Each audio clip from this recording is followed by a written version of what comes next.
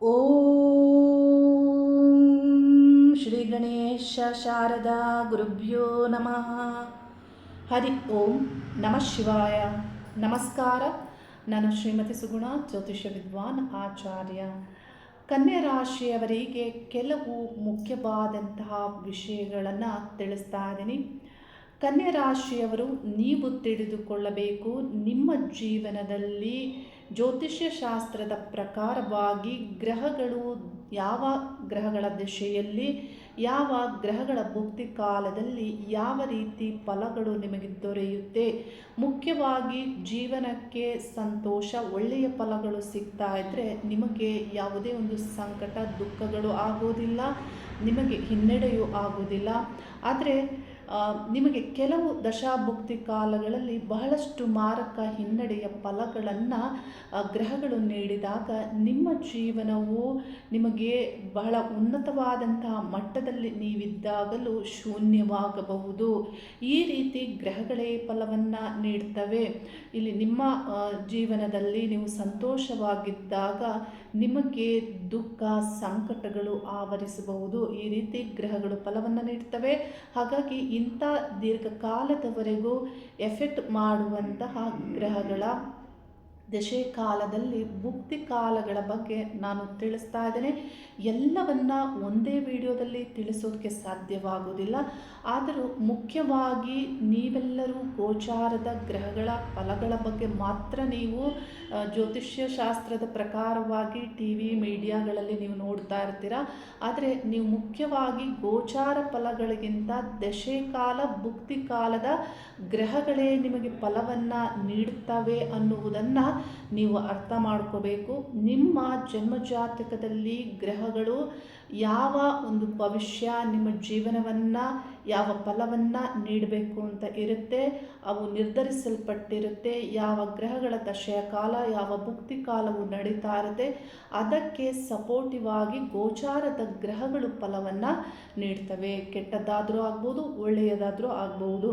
ಕನ್ಯಾ ರಾಶಿಯವರು ನೀವು ತಿಳಿದುಕೊಳ್ಳಬೇಕು, ನಿಮಗೆಲ್ಲರಿಗೂ ಕನ್ಯಾ ರಾಶಿ ಒಂದೇ. ಆದರೆ ಜಗತ್ತಿನಲ್ಲಿ ಕನ್ಯಾ ರಾಶಿಯಲ್ಲಿ ಬಹುತೇಕ ಜನರು ಜನಿಸಿದ್ದಾರೆ. ಅವರೆಲ್ಲರ ಕುಟುಂಬ, ಅವರೆಲ್ಲರ ಇಚ್ಛೆ ಮತ್ತು ಅವರೆಲ್ಲರ ವಿದ್ಯೆ, ಅವರೆಲ್ಲರ ಸ್ಥಳ ಒಂದೇ ಆಗಿರೋದಿಲ್ಲ. ಹಾಗಾಗಿ ಇಲ್ಲಿ ಅವರವರ ಜೀವನ ಬೇರೆ ಬೇರೆಯದೇ ಆಗಿರುತ್ತೆ. ಕನ್ಯಾ ರಾಶಿಯಲ್ಲಿ ಬರುವಂತಹ ನಕ್ಷತ್ರಗಳು ಮತ್ತು ಪಾದಗಳು, ಅದರ ಬಗ್ಗೆಯೂ ನೀವು ತಿಳಿದುಕೊಳ್ಬೇಕಾಗುತ್ತೆ. ಕನ್ಯಾ ರಾಶಿ ನಿಮಗೆ ಒಂದೇ, ಆದರೆ ಅದರೊಳಗಿರುವಂತಹ ನಕ್ಷತ್ರ ಉತ್ತರ ನಕ್ಷತ್ರ ಮತ್ತು ಹಸ್ತ ನಕ್ಷತ್ರ ಮತ್ತು ಚಿತ್ತಾ ನಕ್ಷತ್ರ, ಈ 3 ನಕ್ಷತ್ರಗಳು ಅಲ್ಲಿ ಬರುತ್ತವೆ. ಕನ್ಯಾ ರಾಶಿಗೆ ಅಧಿಪತಿ ಬುಧಗ್ರಹ. ಬುಧಗ್ರಹದ ಅಭಿಮಾನ ದೇವತೆಯು ಶ್ರೀ ವಿಷ್ಣು ಆಗಿದ್ದಾರೆ. ಆದರೆ ಅದರೊಳಗಿರುವಂತಹ ನಕ್ಷತ್ರ ಉತ್ತರ ನಕ್ಷತ್ರಕ್ಕೆ ಅಧಿಪತಿ ಸೂರ್ಯಗ್ರಹ ಆಗ್ತಾರೆ, ಹಸ್ತ ನಕ್ಷತ್ರಕ್ಕೆ ಅಧಿಪತಿ ಚಂದ್ರಗ್ರಹ ಆಗ್ತಾರೆ, ಚಿತ್ತಾ ನಕ್ಷತ್ರಕ್ಕೆ ಅಧಿಪತಿ ಕುಜಗ್ರಹ ಆಗ್ತಾರೆ. ಈ 3 ನಕ್ಷತ್ರಗಳ ಪಾದಗಳು ಅಂದರೆ ಉತ್ತರ ನಕ್ಷತ್ರದ 2ನೇ ಪಾದ, 3ನೇ ಪಾದ, 4ನೇ ಪಾದವು ಕನ್ಯಾ ರಾಶಿಯಲ್ಲಿ ಬರುತ್ತೆ. ಉತ್ತರ ನಕ್ಷತ್ರದ 2, 3, 4 ಪಾದಗಳು ಮುಂದುವರೆದು ಹಸ್ತ ನಕ್ಷತ್ರ ಅಲ್ಲಿ ಬರುತ್ತೆ. 1, 2, 3, 4 ಪಾದಗಳು ಕನ್ಯಾ ರಾಶಿಯಲ್ಲಿಯೇ ಬರುತ್ತೆ.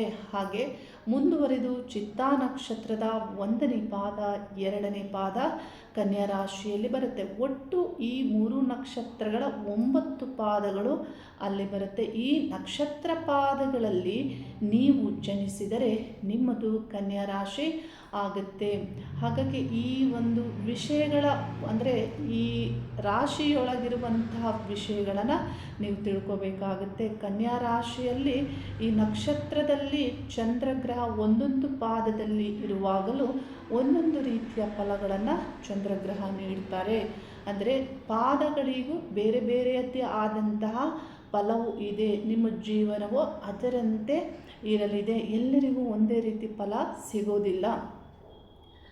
ನಿಮ್ಮ ಜೀವನದಲ್ಲಿ ಹೆಚ್ಚಾಗಿ ಮಾರಕವನ್ನು ನೀಡುವಂತಹ ಭುಕ್ತಿ ಕಾಲಗಳ ಬಗ್ಗೆ ನಾನು ತಿಳಿಸ್ತಾ ಇದ್ದೇನೆ. ಉತ್ತರ ನಕ್ಷತ್ರದಲ್ಲಿ ನೀವು ಜನಿಸಿದರೆ ಪ್ರಾರಂಭದಲ್ಲಿ ನಿಮಗೆ ಸೂರ್ಯ ದಶೆ ಆರಂಭ ಆಗುತ್ತೆ. ಉತ್ತರ ನಕ್ಷತ್ರದಲ್ಲಿ ನೀವು 2-4ನೇ ಪಾದದಲ್ಲಿ ಜನಿಸಿದರೆ ಬಹಳ ಕೆಲವೇ ವರ್ಷಗಳಲ್ಲಿ, ಅಂದರೆ 3-4 ವರ್ಷಗಳ ಒಳಗೆ ಈ ದಶೆ ಮುಗಿದು ಹೋಗುತ್ತೆ. ಆ ನಂತರದಲ್ಲಿ, ಅಂದರೆ ಸೂರ್ಯ ದಶೆ ಮುಗಿದ ನಂತರದಲ್ಲಿ ಬರುವಂತಹ ದಶೆ 10 ವರ್ಷಗಳು ಚಂದ್ರ ದಶೆ ಆಗಿರುತ್ತೆ. ಇಲ್ಲಿ ಸೂರ್ಯ ದಶೆ ಮಗುವಾಗಿರುವಾಗಲೇ ಇಲ್ಲಿ ಈ ದಶೆ ಮುಗಿದು ಹೋಗುತ್ತೆ. ಚಂದ್ರ ದಶೆ ಪ್ರೈಮರಿ ಸ್ಕೂಲ್ ಇರುವಾಗ ಈ ದಶೆ ಬರುತ್ತೆ. ಆ ನಂತರದಲ್ಲಿ ಕುಜ ದಶೆ ಬರುತ್ತೆ. ಕುಜ ದಶೆ 7 ವರ್ಷಗಳು ಇರುತ್ತೆ. ಕಾಲೇಜ್ ಅಂದರೆ ಫಸ್ಟ್ PU, ಸೆಕೆಂಡ್ PU ಹಾಗೆ ಡಿಗ್ರಿ ಈ ಲೆವೆಲಲ್ಲಿ ಕುಜ ದಶೆಯು ನಿಮಗೆ ನಡೆಯುತ್ತೆ. ಇಲ್ಲಿ ಬರುವಂತಹ ಎಲ್ಲ ಭುಕ್ತಿ ಕಾಲಗಳು ಬಹಳ ಕಡಿಮೆ ಅವಧಿಯಲ್ಲಿ ಮುಗಿದು ಹೋಗುತ್ತೆ. 4 ತಿಂಗಳು 5 ತಿಂಗಳಲ್ಲಿ ಮುಗಿದು ಹೋಗುತ್ತೆ. ಇನ್ನು ಕೆಲವು ಭುಕ್ತಿ ಕಾಲಗಳು 1 ವರ್ಷದವರೆಗೆ ಇರುತ್ತೆ.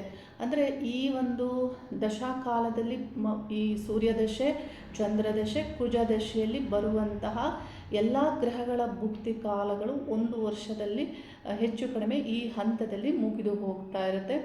ಹಾಗಾಗಿ ನಿಮಗೆ ದೀರ್ಘಕಾಲದವರೆಗೂ ಎಫೆಕ್ಟ್ ಗೊತ್ತಾಗ್ತಾ ಇರೋದಿಲ್ಲ. ಭಾಳಷ್ಟು ಏನೇ ಅಪ್ಸ್ ಆ್ಯಂಡ್ ಡೌನ್ ಇದ್ದರೂ ಅದು ಮತ್ತೆ ಮುಂದುವರಿದು ನೀವು ನಿಮ್ಮ ಜೀವನದಲ್ಲಿ ನಿಮ್ಗೆ ಗೊತ್ತಾಗ್ತಾ ಇರೋದಿಲ್ಲ. ಆ ನಂತರದಲ್ಲಿ ನಿಮಗೆ ದೀರ್ಘಕಾಲದವರೆಗೂ ಎಫೆಕ್ಟ್ ಮಾಡುವಂತಹ ದಶೆ ಆರಂಭ ಆಗುತ್ತೆ. ಅಂದರೆ ಒಂದು 20 ವರ್ಷ ಹಿಂದೆ ಮುಂದೆ ಇರುವಾಗ ಈ ದಶೆ ಆರಂಭ ಆಗುತ್ತೆ. ರಾಹು ದಶೆ ಆರಂಭ ಆಗುತ್ತೆ. ಕುಜ ದಶೆ ಮುಗಿದ ನಂತರ ರಾಹು ದಶೆ ಆರಂಭ ಆಗುತ್ತೆ. ರಾಹು ದಶೆಯ ಆರಂಭದಲ್ಲಿ ನಿಮಗೆ ನೀವೇನಾದರೂ ಹೈಯರ್ ಎಜುಕೇಷನ್ ಮಾಡ್ತಾ ಇದ್ದರೆ ನಿಮಗೆ ಸ್ವಲ್ಪ ಮಟ್ಟಿಗೆ ಹಿನ್ನಡೆ ಆಗುತ್ತೆ. ಏಕೆಂದರೆ ರಾಹು ಇಲ್ಲಿ ವಿದ್ಯೆಗೆ ಹೆಚ್ಚು ಒಳ್ಳೆಯ ಫಲವನ್ನು ನೀಡೋದಿಲ್ಲ. ಬಹಳಷ್ಟು ಸಮಸ್ಯೆಗಳ ನಡುವೆ ವಿದ್ಯೆಯನ್ನು ಗಳಿಸುವಂತೆ ಆಗುತ್ತೆ. ಸ್ಥಳ ಬದಲಾವಣೆ ಆಗ್ಬೋದು, ಅಥವಾ ಏನಾದರೂ ಕುಟುಂಬದಲ್ಲಿ ಸಮಸ್ಯೆಗಳಾಗ್ಬೋದು, ಅಥವಾ ಆರೋಗ್ಯದಲ್ಲಿ ಸಮಸ್ಯೆಗಳಾಗ್ಬೋದು. ಈ ರೀತಿ ಸಮಸ್ಯೆಗಳನ್ನು ಇಲ್ಲಿ ರಾಹು ಗ್ರಹ ಪ್ರಾರಂಭದಲ್ಲಿ ನೀಡುತ್ತಾರೆ. ಕೆಲವರ ವಿದ್ಯೆ ಅಂದರೆ ವಿದ್ಯಾಯೋಗ ಹೆಚ್ಚು ಇಲ್ಲದೆ ಇರುವವರಿಗೆ ವಿದ್ಯೆಯು ಅಲ್ಲಿ ಬ್ರೇಕ್ ಆಗುವಂಥ ಸಾಧ್ಯತೆಯು ರಾಹು ಭುಕ್ತಿ ಕಾಲದಲ್ಲಿ ಇರಲಿದೆ.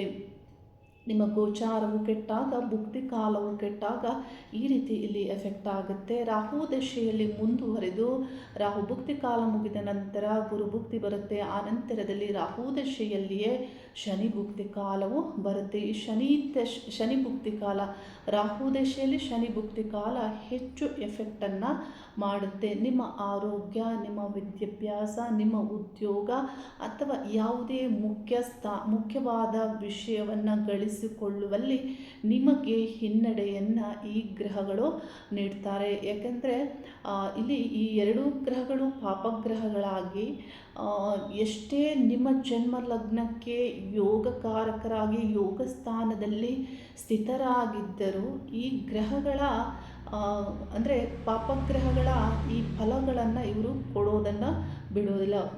ಒಂದಷ್ಟು ಭಾಗವಾದರೂ ಇವರು ಕೆಟ್ಟ ಫಲವನ್ನು ಕೊಟ್ಟೇ ಕೊಡ್ತಾರೆ. ಅನುಭವದಲ್ಲಿ ನೋಡಿರುವಂತಹ ಎಲ್ಲ ವಿಷಯಗಳನ್ನು ಒಳಗೊಂಡಂತೆ ನಾನಿಲ್ಲಿ ಮಾತಾಡ್ತಾ ಇದ್ದೇನೆ.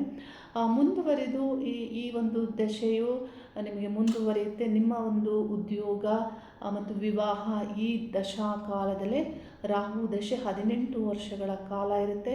ಈ ದಶಾಕಾಲದಲ್ಲಿಯೇ ನಿಮಗೆ ಉದ್ಯೋಗ ಮತ್ತು ನಿಮ್ಮ ವಿವಾಹವು ಆಗುವಂತಹ ಸಾಧ್ಯತೆ ಹೆಚ್ಚಿರುತ್ತೆ.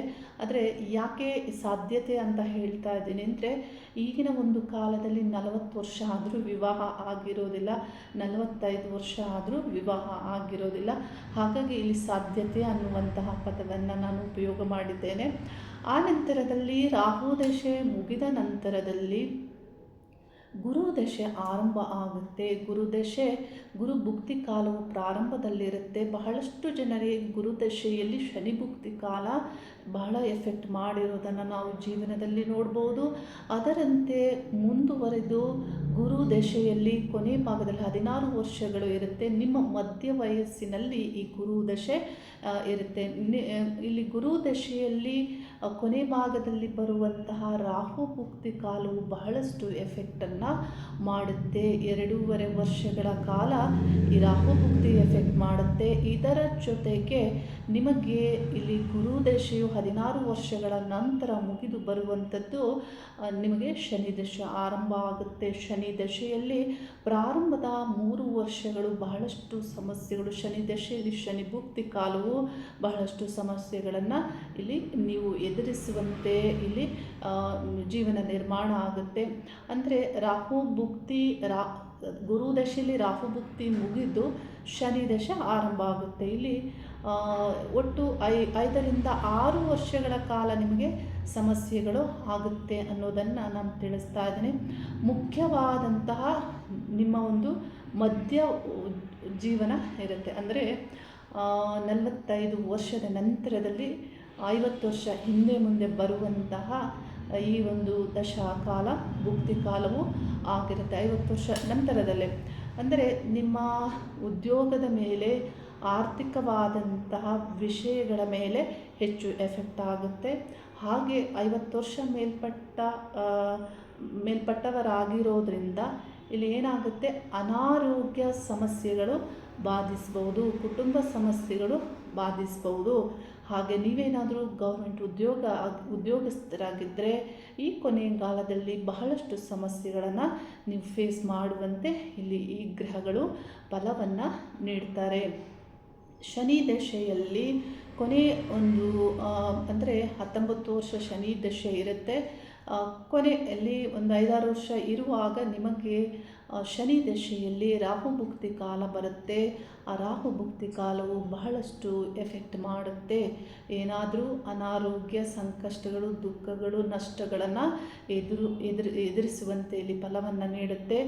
ಆ ನಂತರದಲ್ಲಿ ಗುರುಭುಕ್ತಿ ಕಾಲ ಬರುತ್ತೆ. ಶನಿ ದಶೆಯ ಕೊನೆಯ ಭಾಗದಲ್ಲಿ ಗುರುಭುಕ್ತಿ ಕಾಲ ಬರುತ್ತೆ. ನಂತರದಲ್ಲಿ ಬುಧ ದಶೆಯು ಆರಂಭ ಆಗುತ್ತೆ.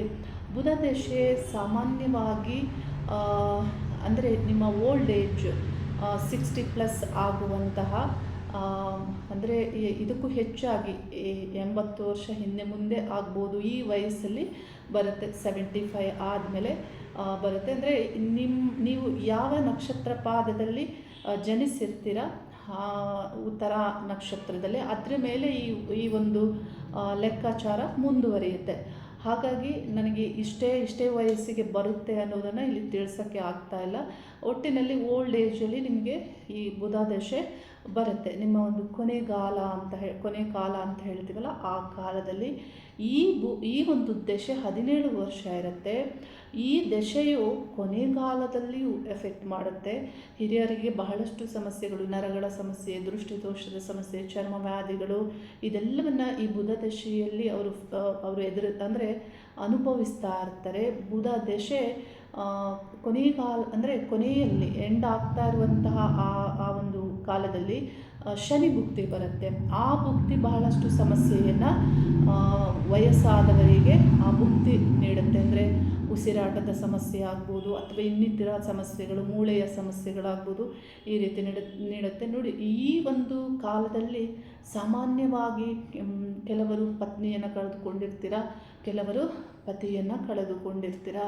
ಈ ಬುಧ ದಶೆಯ ಕಾಲದಲ್ಲಿ ಬುಧ ಅಂದರೆ ಚುರುಕು ಗ್ರಹ, ಬಹಳಷ್ಟು ವಿಷಯಗಳಲ್ಲಿ ಆ್ಯಕ್ಟಿವ್ ಆಗಿ ಇರಬೇಕಾದಂತಹ ಒಂದು ಈ ಬುಧ ದಶೆ ಕಾಲ ಆಗಿರುತ್ತೆ.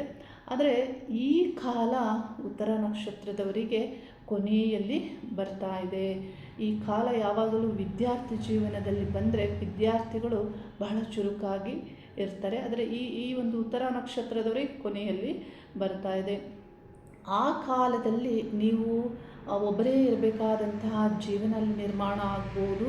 ಅಲ್ಲಿ ನೀವು ಕೆಲವು ಸಮಸ್ಯೆಗಳನ್ನು ಎದುರಿಸುವಂತೆ ಇಲ್ಲಿ ಆಗುತ್ತೆ. ಉತ್ತರ ನಕ್ಷತ್ರದಲ್ಲಿ ಜನನ ಆದವರ ಒಂದು ಜಾತಕವನ್ನು ಉದಾಹರಣೆಯಾಗಿ ನಾನು ನಿಮಗೆ ಇಲ್ಲಿ ಹಾಕಿ ತೋರಿಸ್ತಾ ಇದ್ದೇನೆ. ಯಾಕೆಂದರೆ ಗ್ರಹಗಳು ಯಾವ ರೀತಿ ಎಫೆಕ್ಟ್ ಮಾಡುತ್ತವೆ ಅನ್ನೋದು ನಿಮಗೆ ಗೊತ್ತಾಗಬೇಕಾಗಿದೆ. ಈ ಒಂದು ಜಾತಕದವರು 24ನೇ ದಿನಾಂಕ ಮಾರ್ಚ್ ತಿಂಗಳ 1978ರಲ್ಲಿ ಜನನ ಆಗಿದ್ದಾರೆ. ಜನ್ಮಕಾಲ ಮಧ್ಯಾಹ್ನದ ನಂತರದಲ್ಲಿ 2:35 PM ಈ ಕಾಲದಲ್ಲಿ ಇವರ ಜನನ ಆಗಿದೆ. ಜನ್ಮಕಾಲದಲ್ಲಿ ಉತ್ತರ ನಕ್ಷತ್ರ, ಕನ್ಯಾ ರಾಶಿ, 3ನೇ ಪಾದವು ಇವರದಾಗಿದೆ. ಜನ್ಮಕಾಲದ ಲಗ್ನ ಕಟಕ ಲಗ್ನ ಆಗಿದೆ. ಕಟಕ ಲಗ್ನದಲ್ಲಿ ಕುಜಗ್ರಹವು ಸ್ಥಿತರಾಗಿದ್ದು, ತೃತೀಯ ಅಂದರೆ ಕನ್ಯಾ ರಾಶಿಯಲ್ಲಿ ಚಂದ್ರಗ್ರಹ, ರಾಹುಗ್ರಹಗಳು ಸ್ಥಿತರಾಗಿದ್ದು, ಈ ಗ್ರಹಗಳ ಈ ಈ ಒಂದು ಈ ಒಂದು ರಾಶಿ ಕುಂಡಲಿಯಲ್ಲಿರುವಂತಹ ಗ್ರಹಗಳ ಆಧಾರಿತವಾಗಿ ಇವರಿಗೆ ಯಾವ ರೀತಿ ಫಲಗಳು ಸಿಗುತ್ತೆ ಮತ್ತು ಈಗ ಯಾವ ಗ್ರಹದ ದಶಾ ಕಾಲದಲ್ಲಿ ಯಾವ ಗ್ರಹದ ಭುಕ್ತಿ ಕಾಲವು ನಡೀತಾ ಇದೆ ಅನ್ನುವುದು ಬಹಳ ಮುಖ್ಯವಾಗಿ ನಾವಿಲ್ಲಿ ಅರ್ಥ ಮಾಡ್ಕೋಬೇಕು. ಕಟಕ ಲಗ್ನಕ್ಕೆ ಶುಕ್ರ ಗ್ರಹ ಚತುರ್ಥ ಸ್ಥಾನಾಧಿಪತಿ, ಲಾಭಸ್ಥಾನಾಧಿಪತಿ. ಅಂದರೆ ಇವರಿಗೆ ಈಗ ಗುರು ದಶೆಯಲ್ಲಿ ಶುಕ್ರ ಭುಕ್ತಿ ಕಾಲವು ನಡೀತಾ ಇದೆ. ಗುರು ಇವರಿಗೆ ಯೋಗಕಾರಕ ಗ್ರಹ ಆಗಿ ಜನ್ಮ ಲಗ್ನಕ್ಕೆ ಮಿತ್ರ ಗ್ರಹ ಆಗಿ ವ್ಯಯ 12ನೇ ಸ್ಥಾನದಲ್ಲಿ ಗುರುಗ್ರಹವು ಸ್ಥಿತರಾಗಿದ್ದು, ಗುರುಗ್ರಹದಿಂದ ದಶಮ ಸ್ಥಾನದಲ್ಲಿ ಇಲ್ಲಿ ಶುಕ್ರ ಗ್ರಹ ಸ್ಥಿತರಾಗಿದ್ದು, ಅಂದರೆ ಉಚ್ಚ ಸ್ಥಾನ ಮೀನರಾಶಿಯಲ್ಲಿ ಚತುರ್ಥ ಲಾಭ ಸ್ಥಾನಾಧಿಪತಿಯಾಗಿ ಶುಕ್ರ ಗ್ರಹ ಅಲ್ಲಿ ಸ್ಥಿತರಾಗಿದ್ದಾರೆ. ಈ ಗ್ರಹ ಯಾವ ಫಲವನ್ನು ಇವರಿಗೆ ನೀಡ್ತಾರೆ ಅನ್ನುವುದು ಇಲ್ಲಿ ನಾವು ಅರ್ಥ ಮಾಡ್ಕೋಬೇಕು. ಚತುರ್ಥ ಸ್ಥಾನಾಧಿಪತಿಯಾದಂತಹ ಈ ಗ್ರಹ ನೋಡಿ, ತಾಯಿ ಅಂದರೆ ಮಾತೃ ಮತ್ತು ಸ್ವಸ್ಥಾನ, ಆಸ್ತಿ, ಭೂಮಿ, ಗೃಹ, ನೆಮ್ಮದಿ, ಈ ಒಂದು ಕಾರಕ ಸ್ಥಾನಾಧಿಪತಿಯಾಗಿ, ಲಾಭ ಸ್ಥಾನಾಧಿಪತಿಯಾಗಿ, ಉಚ್ಚ ಆಗಿ ಭಾಗ್ಯ ಅದೃಷ್ಟ ಸ್ಥಾನದಲ್ಲಿ ಈ ಗ್ರಹ ಇರೋದರಿಂದ ಈ ಸಂಬಂಧಪಟ್ಟಂತೆ ಅವರಿಗೆ ಒಳ್ಳೆ ಫಲವನ್ನು ಈ ಗ್ರಹ ನೀಡಬೇಕು. ಅಂದರೆ ಇವರ ತಾಯಿಯೂ ಪ್ರಬಲರಾಗಿರ್ತಾರೆ, ತಾಯಿಯ ಬಲವೂ ಹೆಚ್ಚಿರುತ್ತೆ. ಹಾಗೆ ವೈಭವಯುತವಾದಂಥ ಮನೆಯನ್ನು ಇವರು ನಿರ್ಮಾಣ ಮಾಡಿರ್ತಾರೆ. ಅಂದರೆ ಗೃಹ ಸ್ಥಾನಾಧಿಪತಿಯು ಶುಕ್ರ ಆಗಿರೋದ್ರಿಂದ ಈ ಭುಕ್ತಿ ಕಾಲದಲ್ಲಿ 2022ರಿಂದ ಈ ಭುಕ್ತಿ ನಡೀತಾ ಇದೆ ಇವರಿಗೆ.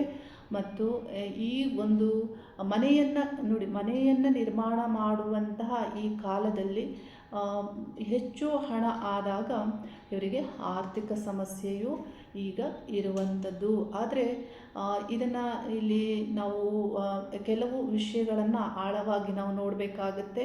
ಇವರ ಜೀವನ ಮುಂದೆ ಹೇಗೆ ನಡಿಬಹುದು ಅಂತ. ಆ ಒಂದು ಪ್ರಕಾರವಾಗಿ ಇವರ ಜನ್ಮ ಜಾತಕದಲ್ಲಿ ಪ್ರಬಲವಾದಂತಹ ಧನಯೋಗವು ಇರುವಂಥದ್ದು. ಅಂದರೆ ಇವರು ಗೌರ್ಮೆಂಟ್ ಎಂಪ್ಲಾಯ್ ಆಗಿದ್ದಾರೆ, ಇವರ ಪತ್ನಿಯು ಗೌರ್ಮೆಂಟ್ ಎಂಪ್ಲಾಯ್ ಆಗಿದ್ದಾರೆ. ಹಾಗೆ ಇವರಿಗೆ ಏನೇ ಇಲ್ಲಿ ಆರ್ಥಿಕ ಸಮಸ್ಯೆಗಳು ಬರ್ತಾ ಇದ್ದರೂ ಇದನ್ನು ಸರಿಪಡಿಸಿಕೊಂಡು ಹೋಗುವುದಕ್ಕೆ ಧನಾನುಕೂಲಗಳು ಇವರಿಗೆ ಆಗಾಗ ಬರ್ತಾ ಇದೆ ಅನ್ನೋದನ್ನು ಇವರು ತಿಳಿಸ್ತಾರೆ.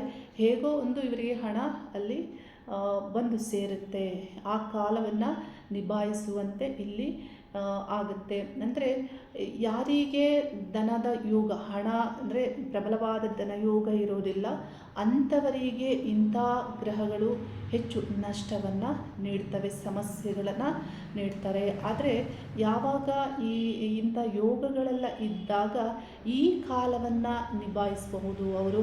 ಇಲ್ಲಿ ಶುಕ್ರ ಕಟಕ ಲಗ್ನಕ್ಕೆ ಮಿತ್ರ ಗ್ರಹ ಅಲ್ಲ, ಆದರೂ ಇಲ್ಲಿ ಒಳ್ಳೆಯ ಒಂದು ಸ್ಥಾನಾಧಿಪತಿಯು ಆಗಿರೋದ್ರಿಂದ, ಉಚ್ಚರಾಗಿ ಸ್ಥಿತ ಆಗಿರೋದ್ರಿಂದ ಇಲ್ಲಿ ಒಳ್ಳೆ ಫಲಗಳನ್ನು ಕೊಡುವಂತಹ ಹೆಚ್ಚಿನ ಸಾಧ್ಯತೆಯೇ ಇದೆ. ಹಾಗೆ ಈ ಗ್ರಹಗಳ ಸಂಬಂಧವನ್ನು ನಾವು ನೋಡಬೇಕಾಗತ್ತೆ. ಸೂರ್ಯಗ್ರಹದ ಸಂಬಂಧವನ್ನು, ಬುಧ ಗ್ರಹದ ಸಂಬಂಧವನ್ನು ಈ ಗ್ರಹ ತೆಗೆದುಕೊಂಡಿದೆ. ಇಲ್ಲಿ ಈ ಗ್ರಹದ ಭುಕ್ತಿ ಕಾಲವು ಮುಗಿತಾ ಬಂದಿದೆ. ಅಂದರೆ ಈ ಒಂದು 2025ರಲ್ಲೇ ಈ ಭುಕ್ತಿ ಕಾಲವು ಮುಗಿದು ಇವರಿಗೆ ಸೂರ್ಯ ಭುಕ್ತಿ ಕಾಲ ಬರುತ್ತೆ, ನಂತರದಲ್ಲಿ ಚಂದ್ರ ಭುಕ್ತಿ ಕಾಲ ಬರುತ್ತೆ, ನಂತರದಲ್ಲಿ ಕುಜ ಭುಕ್ತಿ ಕಾಲ ಬರುತ್ತೆ. ಈ ಕಾಲಗಳಲ್ಲಿ ಹೆಚ್ಚು ಇವರಿಗೆ ಸಮಸ್ಯೆಗಳು ಆಗದೇ ಇದ್ದರೂ, ಆದರೆ ಮುಂದಿನ 2028ಕ್ಕೆ ಇವರಿಗೆ ರಾಹು ಭುಕ್ತಿ ಕಾಲ ಬರುತ್ತೆ. ಗುರು ದಶೆಯಲ್ಲಿ ರಾಹು ಭುಕ್ತಿ ಕಾಲವು ಬರುತ್ತೆ. ಈ ರಾಹು ಭುಕ್ತಿ ಕಾಲವು 2.5 ವರ್ಷಗಳು ಅವರಿಗೆ ಎಫೆಕ್ಟ್ ಮಾಡುತ್ತೆ. ಹಾಗೆ ಅಲ್ಲಿ ಮುಂದುವರೆದು ರಾಹು ಅಂದರೆ ಗುರುದಶೆ ಮುಗಿದು ರಾಹು ಭುಕ್ತಿ ಮುಗಿದು ನಂತರ ಬರುವಂಥದ್ದು ಶನಿ ದಶೆ ಆರಂಭ ಆಗಿರುತ್ತೆ. ಶನಿ ದಶೆ 3 ವರ್ಷಗಳು ಅಂದರೆ ಶನಿ ದಶೆಯಲ್ಲಿ ಶನಿ ಭುಕ್ತಿ ಕಾಲವು 3 ವರ್ಷಗಳಿರುತ್ತೆ. ಇಲ್ಲಿ ಒಟ್ಟು 5 ರಿಂದ 6 ವರ್ಷಗಳ ಕಾಲ ಇವರು ಬಹಳಷ್ಟು ಸಮಸ್ಯೆಗಳನ್ನು ನೋಡಬೇಕಾಗುತ್ತೆ. ಅಂದರೆ ಯಾವ ರೀತಿ ಇವ್ರಿಗೆ ಸಮಸ್ಯೆಗಳಾಗಬಹುದು, ಒಂದು ಇವರಿಗೆ ಆರೋಗ್ಯದ ಸಮಸ್ಯೆಗಳು ಬರ್ಬೋದು, ಅಥವಾ ಆರ್ಥಿಕವಾಗಿಯೂ ಏನಾದರೂ ಸಮಸ್ಯೆಗಳಾಗ್ಬೋದು, ಮತ್ತು ಇವರ ಉದ್ಯೋಗ ಸ್ಥಾನದಲ್ಲಿ ಇವರಿಗೇನಾದರೂ ಸಮಸ್ಯೆಗಳಾಗ್ಬೋದು. ಗೌರ್ಮೆಂಟ್ ಎಂಪ್ಲಾಯ್ ಆಗಿರೋದ್ರಿಂದ ಯಾವುದೋ ದೂರದ ಒಂದು ಸ್ಥಳಕ್ಕೆ ಇವರಿಗೆ ಟ್ರಾನ್ಸ್ಫರ್ ಆಗ್ಬೋದು. ಪತ್ನಿ ಮಕ್ಕಳಿಂದ ದೂರ ಇರುವಂತಹ ಪರಿಸ್ಥಿತಿ ಬರ್ಬೋದು. ಈ ರೀತಿ ಅನೇಕ ರೀತಿಯ ಸಮಸ್ಯೆಗಳನ್ನು ಈ ಒಂದು ಕಾಲದಲ್ಲಿ ಇವರು ಎದುರಿಸಬೇಕಾಗುತ್ತೆ. ಅದೇ ಕಾಲದಲ್ಲಿ 2028 ಈ ಒಂದು ವರ್ಷಗಳಲ್ಲಿ 28, 29, 30 ಈ ವರ್ಷಗಳಲ್ಲಿ ಕನ್ಯಾ ರಾಶಿಯವರಿಗೆ ಅಷ್ಟಮ ಶನಿಯ ಎಫೆಕ್ಟು ಇರುತ್ತೆ. ಇಲ್ಲಿ ದಶಾಕಾಲ ಭುಕ್ತಿ ಕಾಲದಲ್ಲಿ ಗ್ರಹಗಳು ನೀಡುವಂತಹ ಎಫೆಕ್ಟ್, ಹಾಗೆ ಗೋಚಾರದಲ್ಲಿ ನೀಡುವ ಗ್ರಹಗಳ ಎಫೆಕ್ಟು. ಇಲ್ಲಿ ಈ ಎಲ್ಲ ಒಂದು ಭುಕ್ತಿ ಮತ್ತು ಇಲ್ಲಿ ಗೋಚಾರ ಎಲ್ಲವೂ ಅಶುಭವಾಗಿದ್ದಾಗ ಬಹಳಷ್ಟು ಸಮಸ್ಯೆಗಳನ್ನು ಇವರು ಎದುರಿಸ್ತಾರೆ ಅನ್ನುವುದೇ ಇಲ್ಲಿ ನಾವು ತಿಳಿಬೇಕಾಗತ್ತೆ. ಆದರೆ ಅವರು ನನ್ನ ಬಳಿ ಈಗಾಗಲೇ ಬಂದಿರೋದ್ರಿಂದ, ಕನ್ಸಲ್ಟೇಷನ್ ತೆಗೆದುಕೊಂಡಿರೋದ್ರಿಂದ ಈ ಕಾಲವನ್ನು ನಾನು ಅವರಿಗೆ ಈಗಾಗಲೇ ತಿಳಿಸಿದ್ದೇನೆ, ಗುರುತು ಮಾಡಿಕೊಟ್ಟಿದ್ದೇನೆ. ಮತ್ತು 2028ಕ್ಕೆ ನನ್ನನ್ನು ಮತ್ತೆ ಭೇಟಿಯಾಗಲಿಕ್ಕೆ ಅವರಿಗೆ ಹೇಳಿದ್ದೇನೆ. ಈ ಕಾಲದಲ್ಲಿ ಬಂದು ಮತ್ತೆ ನನ್ನಿಂದ ಪರಿಹಾರಗಳನ್ನು ತೆಗೆದುಕೊಳ್ಬೇಕು ಅಂತ. ಅವರು ಆ ಕಾಲದಲ್ಲಿ ಅವರ ಒಂದು ಪರಿಸ್ಥಿತಿ ಹೇಗಿರುತ್ತೆ ಅದಕ್ಕೆ ಸರಿಯಾಗಿ ಅದೆಲ್ಲವನ್ನು ನೋಡಿಕೊಂಡು ನಾವು ವಿಷಯಗಳನ್ನು ಅವರಿಗೆ ಯಾವ ರೀತಿ ಪರಿಹಾರಗಳನ್ನು ಮಾಡಬೇಕು ಅನ್ನೋದನ್ನು ನಾವು ಯೋಚಿಸಬೇಕಾಗತ್ತೆ. ಹಾಗಾಗಿ ಇಲ್ಲಿ ಈ ಭುಕ್ತಿ ಕಾಲಗಳು ನೀಡುವಂತಹ ಫಲವನ್ನು ನಾವು ಮೊದಲೇ ತಿಳಿದು ತಯಾರಿಯಾಗಬೇಕಾಗತ್ತೆ. ಏಕೆಂದರೆ ಇಲ್ಲಿ ನೋಡಿ, ಒಂದು ಉದ್ಯೋಗ ಸ್ಥಾನದಲ್ಲಿ ಇರುವಾಗ ಬ್ಯಾಡ್ ನೇಮ್ ಬರ್ಬೋದು, ಅವಮಾನ ಬರ್ಬೋದು, ಅಪವಾದವು ಬರ್ಬೋದು, ಅಥವಾ ಮೇಲಧಿಕಾರಿಗಳಿಂದ ಕಿರುಕುಳವು ಆಗಬಹುದು. ಅನೇಕ ರೀತಿಯ ಸಮಸ್ಯೆಗಳು ಆಗುವಂತಹ ಸಾಧ್ಯತೆ ಇರುತ್ತೆ. ಹಾಗಾಗಿ ಇಂಥ ವಿಷಯಗಳಲ್ಲಿ ಮೊದಲೇ ತಿಳಿದು ಜಾಗರೂಕತೆಯಿಂದ ಬರುವಂತಹ ಅನೇಕ ಸಮಸ್ಯೆಗಳನ್ನು ನಾವು ಬುದ್ಧಿವಂತಿಕೆಯಿಂದ ಅವಾಯ್ಡ್ ಮಾಡ್ಕೋಬೇಕು ಅನ್ನುವುದು ಇಲ್ಲಿ ನಾನು ತಿಳಿಸ್ತಾ ಇರುವಂತಹ ವಿಷಯ. ಇನ್ನು ಉತ್ತರ ನಕ್ಷತ್ರದ ನಂತರ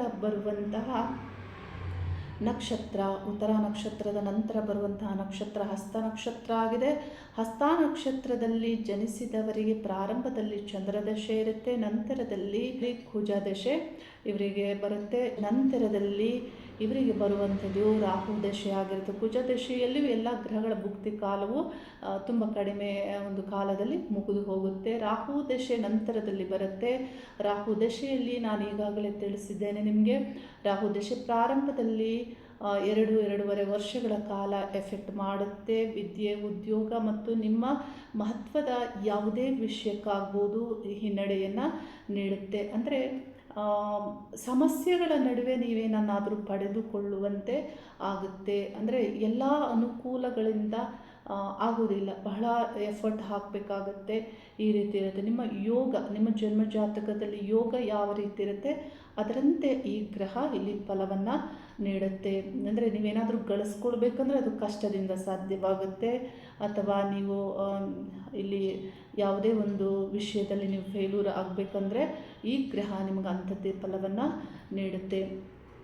ಅನಂತರದಲ್ಲಿ ರಾಹು ದಶೆ ಆರಂಭ. ರಾಹು ದಶೆಯಲ್ಲಿ ರಾಹು ಭುಕ್ತಿ ಮುಗಿದ ಮೇಲೆ ಗುರು ಭುಕ್ತಿ ಬರುತ್ತೆ, ನಂತರದಲ್ಲಿ ಶನಿ ಭುಕ್ತಿ ಬರುತ್ತೆ. ರಾಹು ದಶೆ ಶನಿ ಭುಕ್ತಿಯು ನಿಮಗೆ ಬಹಳಷ್ಟು ಎಫೆಕ್ಟ್ ನೀಡುತ್ತೆ. ಉದ್ಯೋಗದ ಒಂದು ಕಾಲವು ಆಗಿರೋದ್ರಿಂದ ಆ ಕಾಲದಲ್ಲಿ ನಿಮಗೆ ಒಳ್ಳೆಯ ಉದ್ಯೋಗ ಸಿಗಲಿಕ್ಕೆ ಇಲ್ಲಿ ಕಷ್ಟ ಆಗ್ಬೋದು. ಆ ನಂತರದಲ್ಲಿ ಬರುವಂತಹ ಭುಕ್ತಿಗಳು ರಾಹು ದಶೆ 18 ವರ್ಷ ಇರುತ್ತೆ. ಈ ಒಂದು ಕಾಲದಲ್ಲಿ ನಿಮ್ಮ ವಿವಾಹ ಆಗುತ್ತೆ, ನಿಮ್ಮ ಉದ್ಯೋಗದ ಕಾಲವೂ ಆಗುತ್ತೆ. ಕೆಲವು ಉಕ್ತಿ ಕಾಲಗಳಲ್ಲಿ ನೀವು ನಷ್ಟವನ್ನು ಅಥವಾ ಸಮಸ್ಯೆಗಳನ್ನು ಎದುರಿಸ್ತೀರ. ನಂತರ ಬರುವಂತಹ ದಶೆ 16 ವರ್ಷಗಳು ಗುರು ದಶೆ ಬರುತ್ತೆ. ಗುರು ದಶೆಯಲ್ಲಿ ಶನಿ ಭುಕ್ತಿ ಕಾಲ ಎಫೆಕ್ಟ್ ಮಾಡುತ್ತೆ. ಗುರು ದಶೆಯಲ್ಲಿ ರಾಹು ಭುಕ್ತಿ ಕಾಲವು ಎಫೆಕ್ಟ್ ಮಾಡುತ್ತೆ. ಶುಭ ಗ್ರಹಗಳು ಎಫೆಕ್ಟ್ ಮಾಡೋದಿಲ್ವಾ ಅನ್ನುವಂತಹ ವಿಷಯಗಳಿಗೆ ನಾನಿಲ್ಲಿ ಒಂದು ಉದಾಹರಣೆ ಜಾತಕವನ್ನು ನಿಮಗೆ ಹಾಕ್ತೇನೆ. ಈ ಉದಾಹರಣೆ ಜಾತಕದಿಂದ ನಿಮಗೆ ಏನು ಅರ್ಥ ಆಗುತ್ತೆ ಅಂದರೆ, ಇಲ್ಲಿ ಪಾಪಗ್ರಹಗಳು ಮಾತ್ರವಲ್ಲದೆ ಶುಭ ಗ್ರಹಗಳು ಎಫೆಕ್ಟ್ ಮಾಡ್ತಾರೆ. ಯಾವ ಮಟ್ಟಕ್ಕೆ ಎಫೆಕ್ಟ್ ಮಾಡ್ತಾರೆ ಅನ್ನೋದನ್ನು ನೀವು ತಿಳ್ಕೊಬೇಕಾಗತ್ತೆ. ಹೀಗೆ ತಿಳ್ಕೊಳ್ಳೋದ್ರಿಂದ ನಿಮ್ಮ ಜೀವನದಲ್ಲಿ ನಿಮಗೊಂದು ಕ್ಲಾರಿಟಿ ಬರುತ್ತೆ. ಅಂದರೆ ಯಾವುದೇ ಒಂದು ವಿಪರೀತತೆಗಳಿಗೆ ನೀವು ಒಳಗಾಗದೆ ನಿಮ್ಮ ಜೀವನವನ್ನು ಸರಿಯಾದ ರೂಟಲ್ಲಿ ನೀವು ನಡೆಸುವಂತೆ ಇಲ್ಲಿ ನಿಮಗೆ ಒಂದು ಮನಸ್ಸು ಅಥವಾ ನಿಮ್ಮ ಸುತ್ತ ನೀವು ಎಚ್ಚರಿಕೆಗಳನ್ನು ನೀವು ತೆಗೆದುಕೊಳ್ಳುವಂತೆ ಆಗುತ್ತೆ. ಆ ನಂತರದಲ್ಲಿ ಗುರು ದಶೆಯ ನಂತರದಲ್ಲಿ, ರಾಹು ದಶೆ ನಂತರದಲ್ಲಿ ಗುರು ದಶೆ 16 ವರ್ಷಗಳಿರುತ್ತೆ. ಗುರು ದಶೆಯಲ್ಲಿ ಕೊನೆ ಹಂತದಲ್ಲಿ ರಾಹು ಭುಕ್ತಿ ಕಾಲ ಎಫೆಕ್ಟ್ ಮಾಡುತ್ತೆ ನಿಮಗೆ. ರಾಹು ಭುಕ್ತಿಯ ನಂತರದಲ್ಲಿ ಶನಿ ದಶೆ ಆರಂಭ ಆಗುತ್ತೆ. ಶನಿ ದಶೆಯ ಪ್ರಾರಂಭದಲ್ಲಿ 3 ವರ್ಷಗಳು ನಿಮಗೆ ಬಹಳಷ್ಟು ಸಮಸ್ಯೆಗಳು ಇರ್ತವೆ. ಇಲ್ಲಿ ಶನಿ ದಶೆಯಲ್ಲಿ ಶುಭಗ್ರಹವಾದಂತಹ ಶುಕ್ರ ಗ್ರಹದ ಎಫೆಕ್ಟನ್ನು ನಾನು ನಿಮಗೆ ತಿಳಿಸ್ತಾ ಇದ್ದೀನಿ. ಈ ಒಂದು ಜಾತಕದವರು ನನ್ನ 2-3 ದಿನದ ಹಿಂದೆಯಷ್ಟೇ ನನ್ನಲ್ಲಿ ಅವರು ಜಾತಕ ಪರಿಶೀಲನೆ ಮಾಡಿಸ್ಕೊಂಡಿದ್ದಾರೆ. ಹಾಗಾಗಿ ನಾನು ತಿಳಿಸ್ತಾ ಇದ್ದೀನಿ. ಇವರ ಜನ್ಮ ದಿನಾಂಕ 17 ಮಾರ್ಚ್ ತಿಂಗಳ 1976ರಲ್ಲಿ ಇವರ ಜನನ ಆಗಿದೆ. ಅಂದರೆ ಸಂಜೆ 5 PM ಇವರ ಜನನ ಆಗಿದೆ. ಜನ್ಮಕಾಲದಲ್ಲಿ ಹಸ್ತ ನಕ್ಷತ್ರ ಇವರದ್ದಾಗಿದೆ. ಈಗ ಅವರಿಗೆ ನಡೀತಾ ಇರುವಂತಹ ಭುಕ್ತಿ, ಇವರಿಗೆ ಶನಿ ದಶೆಯಲ್ಲಿ ಶುಕ್ರ ಭುಕ್ತಿ ಕಾಲವು ಇವರಿಗೆ ಈಗ ನಡೀತಾ ಇದೆ. ಇವರದ್ದು ಸಿಂಹ ಲಗ್ನ ಆಗಿದೆ, ಕನ್ಯಾ ರಾಶಿ ಆಗಿದೆ. ಶುಕ್ರ ಗ್ರಹ ಇವರಿಗೆ ತೃತೀಯ ಸ್ಥಾನಾಧಿಪತಿಯಾಗಿ, ಸಿಂಹ ಲಗ್ನದವರಿಗೆ ದಶಮ ಸ್ಥಾನಾಧಿಪತಿ, ಉದ್ಯೋಗ ಸ್ಥಾನಾಧಿಪತಿಯಾಗಿ ಈ ಗ್ರಹ ಸಪ್ತಮದಲ್ಲಿ ಅಂದರೆ ಕುಂಭರಾಶಿಯಲ್ಲಿ ಬುಧ ಗ್ರಹದ ಯುತಿಯಲ್ಲಿ ಈ ಗ್ರಹ ಸ್ಥಿತರಾಗಿದ್ದು, ಈ ಗ್ರಹ ಕೆಲವು ವಿಷಯಗಳಿಗೆ ಒಳ್ಳೆಯದನ್ನು ನೀಡಿ ಕೆಲವು ವಿಷಯಗಳಲ್ಲಿ ಅಶುಭವನ್ನು ನೀಡ್ತಾರೆ. ಇಲ್ಲಿ ಸಪ್ತಮದಲ್ಲಿ ಈ ಗ್ರಹ ಸ್ಥಿತರಾಗಿದ್ದು ಬುಧ ಗ್ರಹದ ಸಂಬಂಧದಲ್ಲಿ ಇರೋದು ಒಳ್ಳೆಯದೇ. ಆದರೆ ಈ ಶುಕ್ರ ಭುಕ್ತಿ ಕಾಲದಲ್ಲಿ ಸಾಮಾನ್ಯವಾಗಿ ಗೃಹ ನಿರ್ಮಾಣ, ವಾಹನ ಅಭಿವೃದ್ಧಿ, ಶುಭ ಕಾರ್ಯಗಳು ನಡೆಯುವಂತೆ ಇಲ್ಲಿ ಶುಕ್ರ ಫಲವನ್ನು ನೀಡ್ತಾರೆ. ಅದರಂತೆ ಇವರಿಗೆ ಶುಕ್ರ ಭುಕ್ತಿ ಕಾಲ ಆಗಿರೋದ್ರಿಂದ ಇವರು ಬೆಂಗಳೂರಿನಲ್ಲಿ ಒಂದು ಮನೆಯನ್ನು ಇವರು ತೆಗೆದುಕೊಳ್ಳುವಂತಹ ತೆಗೆದುಕೊಂಡಿದ್ದಾರೆ ಅನ್ನೋದನ್ನು ತಿಳಿಸಿದ್ದಾರೆ. ಅಂದರೆ ಈ 1 or 2 ಮಂತ್ಸಲ್ಲಿ ಗೃಹ ಪ್ರವೇಶ ಆಗುತ್ತೆ ಅನ್ನೋದನ್ನು ತಿಳಿಸಿದ್ದಾರೆ. ನೋಡಿ, ಇಲ್ಲಿ ಮನೆಯನ್ನು ತೆಗೆದುಕೊಳ್ಳುವಂತಹ ಯೋಗವನ್ನು ಶುಕ್ರ ಗ್ರಹ ನೀಡಿದ್ದಾರೆ. ಆದರೆ ಶುಕ್ರ ಗ್ರಹ ಸ್ಥಿತರಾಗಿರುವಂತಹ ಭಾವಾಧಿಪತಿಯನ್ನು ನಾವು ನೋಡಬೇಕಾಗುತ್ತೆ. ನೋಡಿ, ಈ ಎಲ್ಲ ವಿಷಯಗಳನ್ನು ನಾವು ಕನ್ಸಿಡರ್ ಮಾಡಬೇಕಾಗುತ್ತೆ. ಬರೀ ಶುಕ್ರ ಗ್ರಹವನ್ನೇ ನಾವಿಲ್ಲಿ ನೋಡಲಿಕ್ಕೆ ಆಗಲ್ಲ. ಶನಿ ದಶೆಯಲ್ಲಿ ಶುಕ್ರ ಭುಕ್ತಿ ಕಾಲದಲ್ಲಿ ಕೆಲವು ಸಂದರ್ಭದಲ್ಲಿ ಶನಿಯೇ ಫಲವನ್ನು ನೀಡ್ತಾರೆ. ಅಂದರೆ ಶುಕ್ರ ಭುಕ್ತಿ ಕಾಲವಾಗಿದ್ದರೂ ಶನಿ ಫಲವನ್ನು ನೀಡ್ತಾರೆ ಅನ್ನೋದನ್ನು ಜ್ಯೋತಿಷ್ಯ ಶಾಸ್ತ್ರದ ಆಳವಾದಂತಹ ವಿಷಯಗಳಲ್ಲಿ ನಾವು ತಿಳಿಬಹುದು. ಇಲ್ಲಿ ಶನಿಗ್ರಹ ಸಪ್ತಮಾಧಿಪತಿ, ಷಷ್ಠ ಸ್ಥಾನಾಧಿಪತಿಯಾಗಿ 12ನೇ ಸ್ಥಾನದಲ್ಲಿ ಇದ್ದಾರೆ. 12ನೇ ಸ್ಥಾನದಲ್ಲಿ ಷಷ್ಠಾಧಿಪತಿಯಾಗಿ ಇದ್ದಾಗ ಏನಾಗುತ್ತೆ, ದೀರ್ಘಕಾಲದವರೆಗೂ ಯಾವುದಾದರೂ ವ್ಯಾಧಿಗಳು ಬಂದು ಹಾಸಿಗೆಯನ್ನು ಹಿಡಿಯುವಂತೆ ಇಲ್ಲಿ ಶನಿಗ್ರಹ ಫಲವನ್ನು ನೀಡ್ತಾರೆ. ಇದನ್ನು ನಾವಿಲ್ಲಿ ಸರಿಯಾಗಿ ಅರ್ಥ ಮಾಡ್ಕೋಬೇಕು. ಅಂದರೆ 12ನೇ ಸ್ಥಾನ ಹಾಸಿಗೆಯನ್ನು ಹಿಡಿಯುವಂಥದ್ದನ್ನು ಮತ್ತು ಶನಿಗ್ರಹ ದೀರ್ಘಕಾಲದವರೆಗೂ ಯಾವುದೇ ವ್ಯಾಧಿಯು ಬಾಧಿಸುವುದನ್ನು ಸೂಚಿಸುತ್ತೆ. ಶನಿಗ್ರಹವೇ ಈ ಒಂದು ಲಗ್ನಕ್ಕೆ ವ್ಯಾಧಿ, ಋಣ, ರೋಗ ಈ ಸ್ಥಾನಾಧಿಪತಿಯು ಆಗಿ 12ನೇ ಸ್ಥಾನದಲ್ಲಿ ಇರೋದು ಅಶುಭವಾಗಿದ್ದು, ಮತ್ತು ಶುಕ್ರ ಭುಕ್ತಿ ಕಾಲದಲ್ಲಿ ಇವರಿಗೆ ಏನಾಗಿದೆ ಅಂದರೆ ಇವರ ಎದೆಯ ಭಾಗದಲ್ಲಿ ಪಕ್ಕೆಲುಬು ಸಮಸ್ಯೆಯು ಬಂದಿದೆ. ಅಂದರೆ ಇದರಿಂದ ಕೂರ್ಲಿಕ್ಕೆ ಆಗಲ್ಲ, ನಿಲ್ಲಲಿಕ್ಕೆ ಆಗಲ್ಲ, 10 ನಿಮಿಷ ಕೂತ್ಕೊಳ್ಳೋಕ್ಕಾಗಲ್ಲ, ಒಂದು ವೆಯ್ಟ್ ಎತ್ತಕ್ಕಾಗಲ್ಲ, ಒಂದು ಮಗ್ಗು ಎತ್ತಕ್ಕಾಗಲ್ಲ. ಇಂಥ ಸಮಸ್ಯೆಯನ್ನು ಇವರು ಎದುರಿಸ್ತಾ ಇದ್ದಾರೆ. ಅಂದರೆ ಕುತ್ತಿಗೆ, ಕೈಗಳ ನೋವು, ಎದೆ ಭಾಗ ನೋವು, ಬ್ಯಾಕ್ ಬೋನ್ ಇದೆಲ್ಲದರ ಒಂದು ಪೇನ್ ಇವರ ಇಡೀ ದೇಹವನ್ನು ಬಾಧಿಸ್ತಾ ಇರುವಂಥದ್ದು. ಇದಕ್ಕೆ ಯಾವುದೇ ಒಂದು ಅಂದರೆ ಟ್ರೀಟ್ಮೆಂಟಲ್ಲಿ ಇದು ಬೇಗ ವಾಸಿಯಾಗಲ್ಲ, ಅಂದರೆ ಇಲ್ಲಿ ಹೋಗುತ್ತೆ ಇದು ಕಂಪ್ಲೀಟಾಗಿ ಅನ್ನುವಂತೆಯೂ ಇಲ್ಲ. ಈ ರೀತಿ ಡಾಕ್ಟರ್ಸ್ ಹೇಳಿರೋದ್ರಿಂದ ಈ ವ್ಯಾಧಿ ಇವರಿಗೆ ದೀರ್ಘಕಾಲದವರೆಗೂ ಬಾಧಿಸುತ್ತೆ. ಅಂದರೆ ಮನೋಬಲ ಬಹಳ ಮುಖ್ಯ. ಯಾವುದೇ ಒಂದು ವ್ಯಾಧಿಯಿಂದ ಹೊರಗೆ ಬರಬೇಕು ಅಂದರೆ ತಮ್ಮನ್ನು ತಾವು ಆರೋಗ್ಯವಂತರಾಗಿ ಮಾಡಿಕೊಳ್ಬೇಕಂದ್ರೆ ಅವರ ಎಫೆಕ್ಟ್ ಬಹಳ ಮುಖ್ಯವಾಗುತ್ತೆ. ಮನೋಬಲವೇ ಬಹಳ ಮುಖ್ಯವಾಗಿ ಇಲ್ಲಿ ಕೆಲಸವನ್ನು ಮಾಡುತ್ತೆ. ಆ ಪ್ರಯತ್ನವನ್ನು ಇವರು ಹೆಚ್ಚಾಗಿ ಮಾಡಬೇಕಾಗುತ್ತೆ. ಆದರೆ ಈ ಗ್ರಹ ಯಾವ ರೀತಿ ಫಲವನ್ನು ನೀಡಿದ್ದಾರೆ ಅನ್ನೋದನ್ನು ನಾನಿಲ್ಲಿ ನಿಮಗೆ ತಿಳಿಸ್ತಾ ಇರುವಂಥದ್ದು. ಶುಕ್ರ ಭುಕ್ತಿ ಕಾಲವಾಗಿದ್ದು ಶುಭಗ್ರಹ ಭುಕ್ತಿ ಕಾಲವಾಗಿದ್ದರೂ ಈ ರೀತಿ ಇವರು ಬಹಳ ವಿಷಯಗಳಲ್ಲಿ ಬಹಳ ಬೇಸರ ಏನಂದರೆ ಬೇರೆಯವರ ಮೇಲೆ ನಾನು ಡಿಪೆಂಡ್ ಆಗಿದ್ದೇನೆ ಅನ್ನುವುದು ಇವರಿಗೆ ಬೇಸರವನ್ನು ಈ ಕಾಲದಲ್ಲಿ ತಂದಿದೆ. ನೋಡಿ, 50 ವರ್ಷ ಈ ಕಾಲದಲ್ಲಿ ಇಂಥೆಲ್ಲ ಸಮಸ್ಯೆಗಳನ್ನು ಎದುರಿಸಬೇಕಾದಂತೆ ಬಂದಾಗ ಬಹಳ ಬೇಸರವೂ ಆಗುತ್ತೆ. ವಯಸ್ಸಾದಾಗಲ್ಲ, ಇನ್ನು 50 ವರ್ಷ ಅಂದರೆ ಬಹಳ ಕೆಲಸಗಳನ್ನು ಮಾಡಬೇಕಾಗತ್ತೆ. ಈ ಕಾಲದಲ್ಲಿ ಸಮಸ್ಯೆಗಳನ್ನು ಎದುರಿಸ್ತಾ ಇದ್ದಾರೆ. ಹಾಗಾಗಿ ಶುಭಗ್ರಹಗಳು ಇಲ್ಲಿ ಅಶುಭ ಫಲವನ್ನು ನೀಡ್ತಾರೆ. ಕೆಲವು ಸಂದರ್ಭದಲ್ಲಿ ಒಂದು ಶುಭವನ್ನು ಕೊಟ್ಟು ಇನ್ನೊಂದು ಅಶುಭವನ್ನು ಕೊಡ್ತಾರೆ. ಅಂದರೆ ಇಲ್ಲಿ ಕೊಟ್ಟು ಕಿತ್ತುಕೊಳ್ಳುವಂಥದ್ದನ್ನು ಇಲ್ಲಿ ಗ್ರಹಗಳೇ ಮಾಡುತ್ತಾರೆ. ಇಂಥೆಲ್ಲ ಫಲಗಳನ್ನು ನಾವು ಜ್ಯೋತಿಷ್ಯ ಶಾಸ್ತ್ರದ ಗ್ರಹಗಳ ದಶಾಕಾಲ ಭುಕ್ತಿ ಕಾಲಗಳಲ್ಲಿ ನಾವು ಇಲ್ಲಿ ಅನುಭವದಲ್ಲಿ ನೋಡಬಹುದು. ಆದರೆ ಮುಖ್ಯವಾಗಿ ಈ ಗ್ರಹಗಳನ್ನು ಆಳವಾಗಿ ತಿಳಿದು ಫಲಗಳನ್ನು ನಿರ್ಣಯಿಸಬೇಕಾಗತ್ತೆ.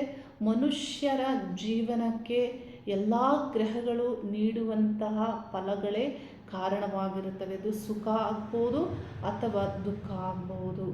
ಯಾವುದೇ ಸಂಕಟಗಳಿಗೂ ಮತ್ತು ಲಾಭ, ಯಾವ ವಿಷಯಗಳಿಗೂ ಸ್ಥಾನಮಾನ, ಗೌರವ ಎಲ್ಲದಕ್ಕೂ ಈ ಗ್ರಹಗಳೇ ಕಾರಣರಾಗಿರ್ತಾರೆ. ಮುಂದುವರಿದು ಚಿತ್ತಾ ನಕ್ಷತ್ರ ಬರುತ್ತೆ. ಕನ್ಯಾ ರಾಶಿಯಲ್ಲಿ ಚಿತ್ತಾ ನಕ್ಷತ್ರದಲ್ಲಿ ಜನಿಸಿದವರಿಗೆ ಪ್ರಾರಂಭದಲ್ಲಿ ಕುಜದಶೆ ಇರುತ್ತೆ. ಕುಜದಶೆಯಲ್ಲಿ ಜನಿಸಿದಂತಹ ಮಗುವಾಗಿರುವಾಗಲೇ ಭಾಳ ಹಠವನ್ನು ಮಾಡುತ್ತಾರೆ. ಯಾಕಂದರೆ ಕುಜ ದಶೆ ಅಂದರೆ ಚಿತ್ತಾ ನಕ್ಷತ್ರಕ್ಕೆ ಕುಜಗ್ರಹಾಧಿಪತಿ ಆಗಿರೋದ್ರಿಂದ ಕುಜ ಗ್ರಹ ಸ್ವಲ್ಪ ಕಲಹಪ್ರಿಯ, ಅಳುವಂಥದ್ದು, ಕಿರ್ಚಾಡುವಂಥದ್ದು, ಈ ರೀತಿಯಲ್ಲಿ ಈ ಮಕ್ಕಳು ಗಲಾಟೆ ಮಾಡ್ತಾರೆ. ಈ ಒಂದು ದಶೆಯು ಬಾಲ್ಯದಲ್ಲೇ ಮುಗಿದು ಹೋಗುತ್ತೆ. ಎಲ್ಲ ಭುಕ್ತಿ ಕಾಲಗಳು ಕಡಿಮೆ ಅವಧಿಯಲ್ಲಿ ಇರುತ್ತೆ. ನಂತರದಲ್ಲಿ ಬರುವಂತಹ ದಶೆ ಕುಜ ದಶೆ ಮುಗಿದ ನಂತರದಲ್ಲಿ ರಾಹು ದಶೆ ಬರುತ್ತೆ ಅವರಿಗೆ. ರಾಹು ದಶೆಯಲ್ಲಿ ಮುಖ್ಯವಾಗಿ ರಾಹು ಭುಕ್ತಿಯು ಎಫೆಕ್ಟ್ ಮಾಡುತ್ತೆ. ಹಾಗೆಯೇ ರಾಹು ದಶೆಯಲ್ಲಿ ಶನಿ ಭುಕ್ತಿಯು ಎಫೆಕ್ಟ್ ಮಾಡುತ್ತೆ. ಈ ಕಾಲವು ಇವರಿಗೆ ಹೈಸ್ಕೂಲ್ ಮಟ್ಟದಲ್ಲಿ ಇರುವಂತಹ ಹೆಚ್ಚಿನ ಸಾಧ್ಯತೆ ಇದೆ. ಈ ಕಾಲವನ್ನು ನೀವು ಗುರುತಿಸ್ಕೊಳ್ಬೇಕಾಗುತ್ತೆ. ಈ 10th ಎಕ್ಸಾಮ್ ಈ ಒಂದು ಕಾಲಗಳಲ್ಲಿ ಇವರಿಗೆ ಈ ದಶಾಭುಕ್ತಿಗಳು ಬಂದರೆ ಸ್ವಲ್ಪ ಹಿನ್ನಡೆಯನ್ನು ನೀಡ್ತಾರೆ. ಮಕ್ಕಳು ಓದೋದಿಲ್ಲ, ಆ ಕಾಲದಲ್ಲಿ ಪೇರೆಂಟ್ಸ್ ಹೇಳುವಂಥ ಮಾತನ್ನು ಕೇಳೋದಿಲ್ಲ, ಹೀಗೆ ಆಗುತ್ತೆ. ಈ ಭುಕ್ತಿ ಕಾಲಗಳು ಎಫೆಕ್ಟ್ ಮಾಡುತ್ತೆ. ರಾಹು ಭುಕ್ತಿ ಕಾಲ, ರಾಹು ದಶೆ, ಶನಿ ಭುಕ್ತಿ ಕಾಲ. ಮುಖ್ಯವಾಗಿ ಮಕ್ಕಳಿಗೆ ಅವರು ಹೇಗಿರಬೇಕು, ಏನೇನು ಸರಿಯಾಗಿ ತಿಳ್ಕೊಳ್ಬೇಕು, ಯಾವುದನ್ನು ಯಾವ ರೀತಿ ನಾವು ಫೇಸ್ ಮಾಡಬೇಕು ಅನ್ನೋದು ಗೊತ್ತಿರೋದಿಲ್ಲ. ಈ ಭುಕ್ತಿ ಕಾಲಗಳಲ್ಲಿ ನೆಗೆಟಿವ್ ಎನರ್ಜಿ ಇವರ ಮೇಲೆ ಏನಾದರೂ ಪ್ರಭಾವ ಆಗುವಂತಹ ಹೆಚ್ಚಿನ ಸಾಧ್ಯತೆಯನ್ನು ನಾವು ನೋಡಬಹುದು. ಹಾಗಾಗಿ ಈ ಕಾಲದಲ್ಲಿ ಪೇರೆಂಟ್ಸ್ ಮಕ್ಕಳ ಬಗ್ಗೆ ಎಚ್ಚರಿಕೆಗಳನ್ನು ತೆಗೆದುಕೊಳ್ಬೇಕಾಗತ್ತೆ. ರಾಹು ದಶೆ 18 ವರ್ಷಗಳ ಕಾಲ ಇರುತ್ತೆ.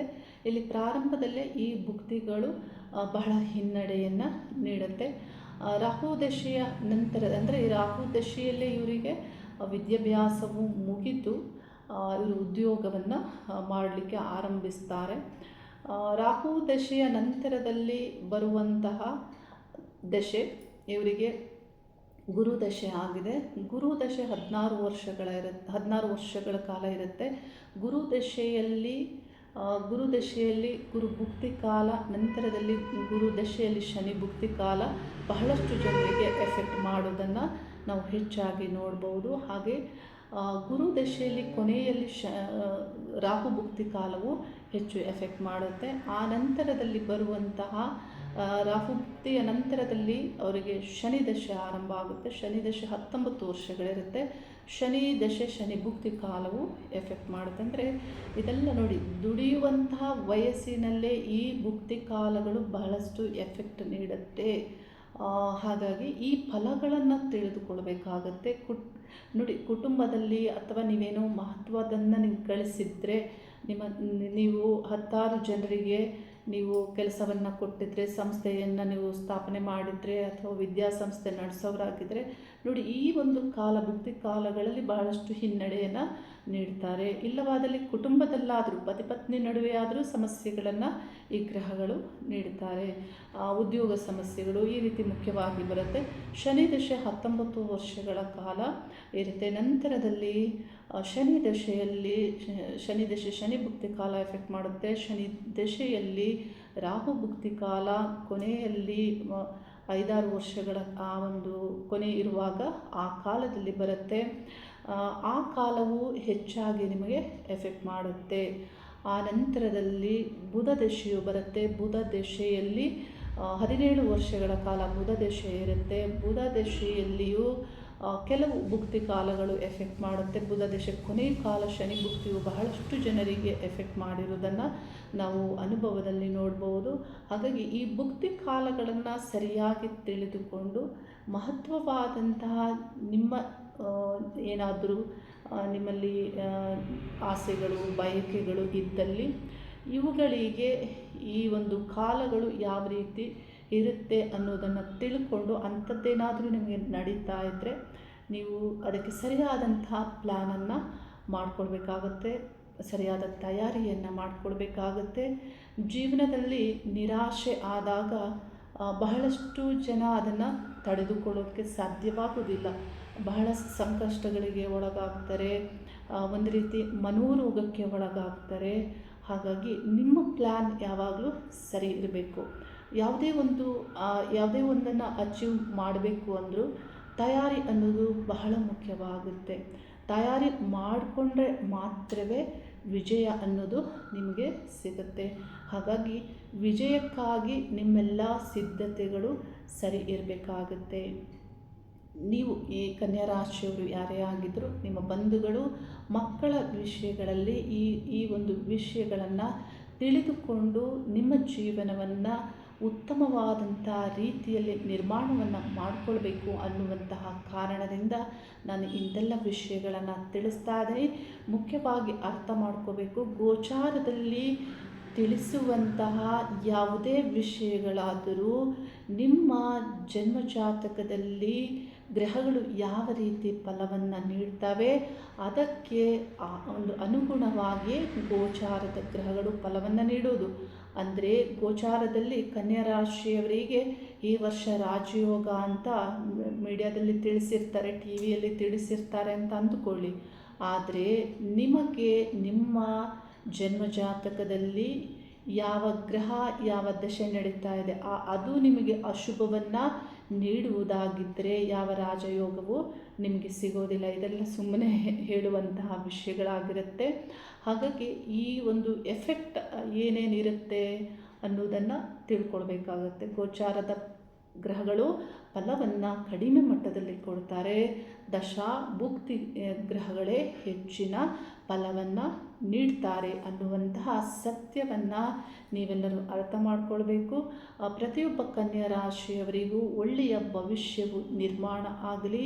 ನಿಮಗೆಲ್ಲರಿಗೂ ಪ್ರಾರ್ಥನೆ ಮಾಡ್ತೇನೆ, ಪ್ರಕೃತಿಯಲ್ಲಿ ಒಳ್ಳೆಯ ಆಲೋಚನೆಗಳ ಆರಂಭ ಆಗಲಿ. ಒಳ್ಳೆಯ ಜೀವನಕ್ಕೆ ನಿಮಗೆ ಶಿವನಾರಾಯಣರ ಅನುಗ್ರಹ ಸದಾ ಇರಲಿ ಅನ್ನುವ ಪ್ರಾರ್ಥನೆಯೊಂದಿಗೆ ಶುಭವಾಗಲಿ. ಹರಿ ಓಂ ನಮಃ ಶಿವಾಯ.